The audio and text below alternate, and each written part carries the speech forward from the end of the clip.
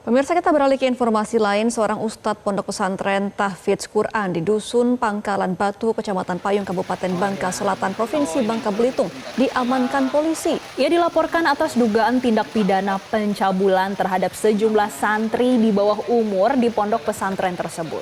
Guntur, seorang ustadz yang diduga sebagai pelaku pencabulan terhadap sejumlah santri laki-laki di pondok pesantren Tahfidz Quran. Aksi bejatnya terbongkar usai salah satu guru di pondok pesantren melaporkan perbuatannya ke polisi pada 22 Mei 2025. Usai dilaporkan, pria berusia 38 tahun tersebut langsung diamankan polisi di kediamannya di Desa Irat, Kecamatan Payung. Mirisnya, ustadz ini juga merupakan pimpinan dari pondok pesantren tersebut. Perbuatan bejatnya di pondok pesantren dimulai sejak bulan Februari 2024 silam. Untuk sementara, jumlah korban lebih dari 1. Sebelum dicabuli, pelaku mengiming-imingi korban dengan sejumlah uang, pakaian, kain sarung, perlengkapan belajar, serta berjanji untuk membelikan ponsel. Untuk mempertanggungjawabkan perbuatannya, kini pelaku mendekam di sel tahanan Mapolres Bangka Selatan dan terancam 20 tahun penjara.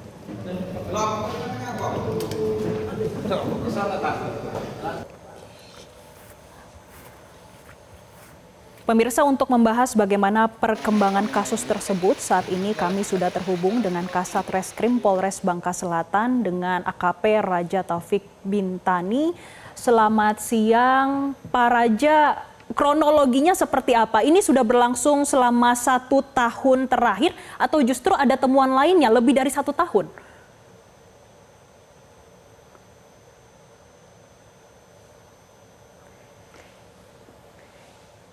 Izin Pak Raja, boleh minta tolong untuk di-unmute dulu audionya.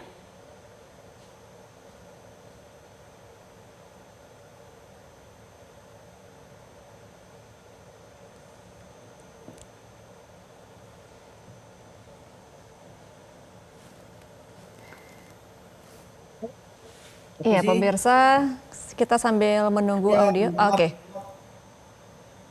Baik, Pak Raja. Ya. Baik. Bagaimana Pak terkait dengan kronologinya? Apakah memang ini memang dari tahun 2024 bulan Februari atau ada temuan lainnya? Kalau ini sudah lebih dari 1 tahun ternyata. Oke, baik. Terima kasih, Mbak. Untuk sementara hasil pemeriksaan yang kita dapatkan, memang kejadian ini sudah berlangsung sejak awal tahun 2024. Begitu. Baik, Pak Raja, untuk sejauh ini, kan tadi katanya korban lebih dari 1. Sudah ada yang melapor lagi nggak ke pihak kepolisi? Ada berapa totalnya sekarang?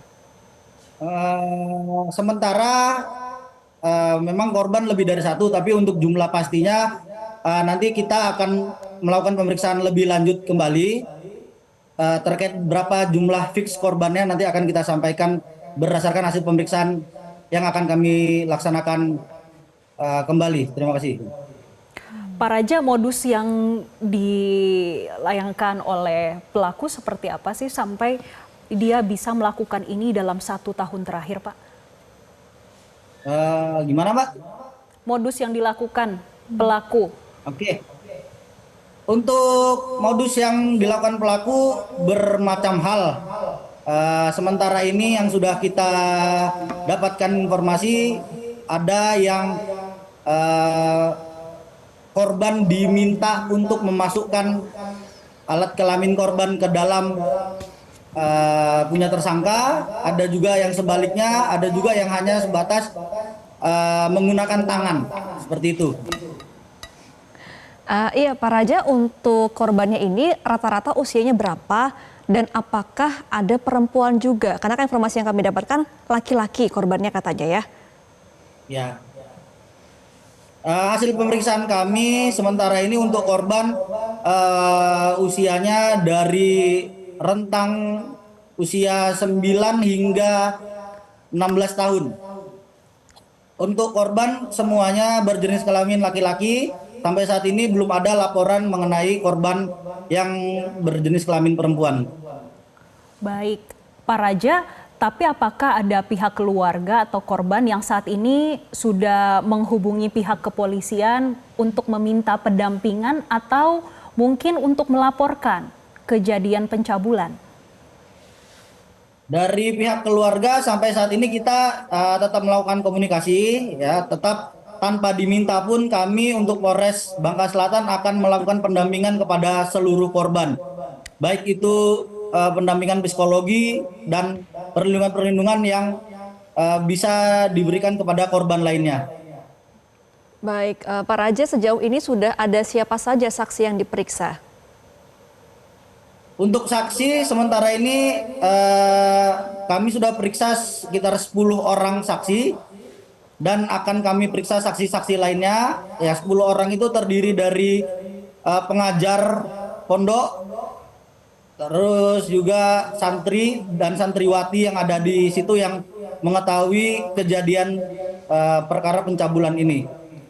Baik, Pak Raja, saksi saat ini juga tengah diperiksa. Kemudian pendampingan diberikan bagi korban. Saat ini untuk kegiatan Ponpes seperti apa, Pak? Apakah masih boleh tetap buka atau seperti apa? Mengetahui pimpinannya saat ini yang melakukan pencabulan, Pak. Baik, Mbak. Kalau untuk kegiatan pondok pesantren hingga saat ini kami diberikan tembusan dari hasil musyawarah guru dan wali murid bahwa untuk sementara aktivitas pondok pesantren itu diliburkan terlebih dahulu hingga musyawarah selanjutnya dilaksanakan. Setelah itu mungkin akan dilanjutkan kembali.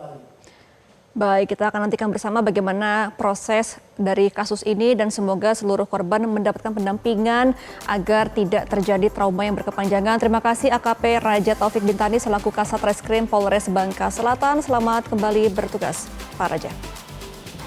Jelajahi cara baru mendapatkan informasi. Download Metro TV Extend sekarang.